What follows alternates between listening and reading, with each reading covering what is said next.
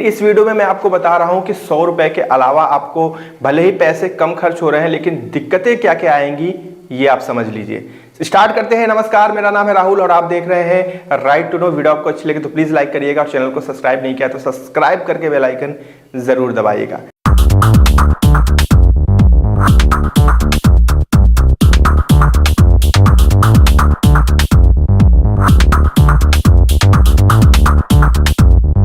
सबसे पहली कमी मैं इसकी आपको बता रहा हूं, जो कि है भैया स्मॉल सीएनजी टैंक। अब देखिए, सीएनजी टैंक मानते हैं कि ये एक बाइक है और इसमें बहुत बड़ा सीएनजी टैंक नहीं लग सकता। इसमें मात्र 2 किलो का सीएनजी टैंक लगता है, जिसकी वजह से एक दिक्कत आती है कि मात्र लिमिटेड रेंज हमें मिलती है। मतलब कि 2 किलो अगर हमने भरवा दिया तो हम 200 किलोमीटर तक इसमें जा सकते हैं, मात्र 200 किलोमीटर। वैसे 200 किलोमीटर बहुत ज़्यादा होता है, कोई ना कोई सीएनजी स्टेशन हमें मिल जाएगा जहां हम दोबारा फिल करवा सकते हैं, लेकिन ये एक लिमिटेड रेंज को दर्शाता है। अब अगर मैं बात करूं पेट्रोल की, तो मान लीजिए पेट्रोल भी हम आगे इसके बारे में हम चर्चा करेंगे। अब मान लीजिए पेट्रोल वाली जो बाइकें होती हैं, चलिए हम बजाज की प्लैटिना ही ले रहे हैं, बजाज की ही ले रहे हैं, जिसमें अप्रॉक्स आपको 70 से 80 का माइलेज मिलता है। तो मैं 70 ही मान के चलता हूं। 10 लीटर का फ्यूल टैंक 10 लीटर आपने भरवा दिया तो आप 700 किलोमीटर का सफर तय कर सकते हैं। एक तरफ आप 200 किलोमीटर सीएनजी में जा रहे हैं और दूसरी तरफ पेट्रोल में आप 700 किलोमीटर जा रहे हैं, भले ही कॉस्ट ज्यादा हो रही है। तो कहीं ना कहीं ये चीज अपने दिमाग में रखनी है कि सीएनजी लेने के बाद हमारी जो रनिंग है ना वो लिमिटेड हो जाएगी। 200 किलोमीटर तक ही सीएनजी हमारा साथ दे पाएगी। अगली चीज मैं बता रहा हूं भैया, लिमिटेड इंफ्रास्ट्रक्चर। अब देखिए, ये समस्या बहुत बड़ी है इंडिया में, क्योंकि सीएनजी का अभी जो फ्यूल फिलिंग स्टेशंस हैं वो बहुत लिमिटेड है, हर जगह फैले नहीं है जैसे पेट्रोल वाले हैं। तो आपको इस चीज का बारीकी से ध्यान रखना है, और ध्यान इसलिए रखना है क्योंकि इसमें मात्र 2 लीटर का फ्यूल टैंक जो है पेट्रोल वाला मिलता है, जो कि बहुत कम है। ठीक है, तो आप अगर इस चीज का ध्यान नहीं रखेंगे तो मान के चलिए, अगर आप जहां रह रहे हैं वहां से 20 किलोमीटर पे या फिर 10 किलोमीटर पे सीएनजी जो है स्टेशन है, तो वहां पर आप गए, एक बार भरवा कर आए तो लगभग 20-30 किलोमीटर तो ऐसे ही आपका खर्च हो गया। अब आपको अपने दिमाग में ये रखना है कि भैया पेट्रोल इसमें एक्स्ट्रा रखेंगे ताकि जब सीएनजी खत्म हो जाए तो जाके फिर सीएनजी भरवा के हम वापस आए, तो थोड़ी थोड़ी कॉस्ट बढ़ती हुई दिखेगी आपको। तो आपको इस चीज का भी ध्यान रखना है।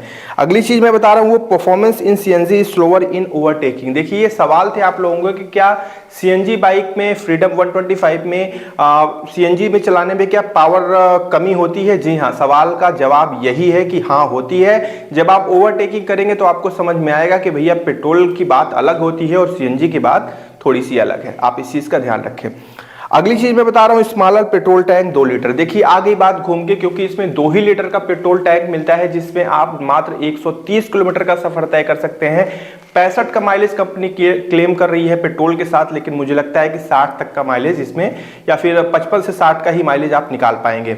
अब देखिए, पेट्रोल 2 लीटर हम बैकअप में रखते हैं कि भैया अगर सीएनजी खत्म हो जाएगा तो पेट्रोल से काम चला लेंगे हम।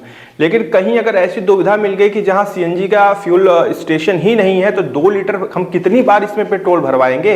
मतलब 2 लीटर भरवाया हमने, 100 किलोमीटर गए, फिर पो करने लगी, फिर भरवाएं, फिर मतलब एक दिक्कत आ जाएगी। तो आप एक जैरी कैन लेके चलिए फिर अपने साथ में, जैसे ही खत्म हो 2 लीटर फिर डलवा लीजिए। तो ये चीज जो है ध्यान आपको रखनी है कि ये जो बाइक है ये सिटी में चलने के लिए परफेक्ट है, but not suitable for long ride. ये इसका अगला डिसएडवांटेज है कि ये लंबी दूरी के लिए नहीं है। आप इस चीज का ध्यान रखें, क्योंकि सीएनजी में वैसे भी पावर कम हो जाती है, पहाड़ों वगैरह पर लेकर जाना चाहते हैं तो एक बार नहीं 1000 बार सोच लीजिएगा। लंबी दूरी की ये बाइक नहीं सुटेबल है, बहुत से लोगों ने इस चीज को माना है और समझा है। अब अगली चीज मैं आपको बता रहा हूं भैया, वो है रेंज प्लस सीट। अब देखिए, सीट को लेकर बहुत से यूजर्स ने कंप्लेन की है कि भैया सीट तो काफी लंबी है, जिसमें 3 लोग आराम से बैठ सकते हैं, लेकिन दिक्कत इस बात की है कि भैया सीट कंफर्टेबल नहीं है। अब ये बात कितनी हद तक सही है ये आप कमेंट में बताएं, क्योंकि ये यूजर की तरफ से ही आई है कंप्लेन, जिसको मैंने इस वीडियो में आपके सामने रखा है। और आपसे जानना चाहूंगा कि आप बताइएगा कि क्या ये जेन्युइन प्रॉब्लम है, सबके साथ हो रही, या फिर सिर्फ इंडिविजुअल प्रॉब्लम है। खैर, अब सवाल उठता है कि क्या हमें सीएनजी 125 नहीं लेनी चाहिए? नहीं, ऐसा नहीं है। सीएनजी 125 अच्छी बाइक है। अगर आप इसकी अच्छाइयाँ, जिसकी वीडियो मैंने डाली है, आई बटन में देख लीजिएगा, अगर वो आपको सही लग रही है, कमियों से आपको फर्क नहीं पड़ता, तो बस आपको एक काम करना है, आपको नियरेस्ट शोरूम पे जाना है, उसका टेस्ट राइड लेना है, जो कि फ्री ऑफ कॉस्ट है, कोई भी पैसा नहीं लगता है। टेस्ट राइड लेने के बाद अगर सारे एंगल से ये बाइक सेट बैठती है तो फिर आप ले सकते हैं, कोई दिक्कत की बात नहीं है। अब कोई डाउट हो इस बाइक से रिलेटेड तो कमेंट में पूछ लीजिएगा। हम कल फिर से मिलेंगे एक नई वीडियो के साथ। ध्यान रखिएगा अपना।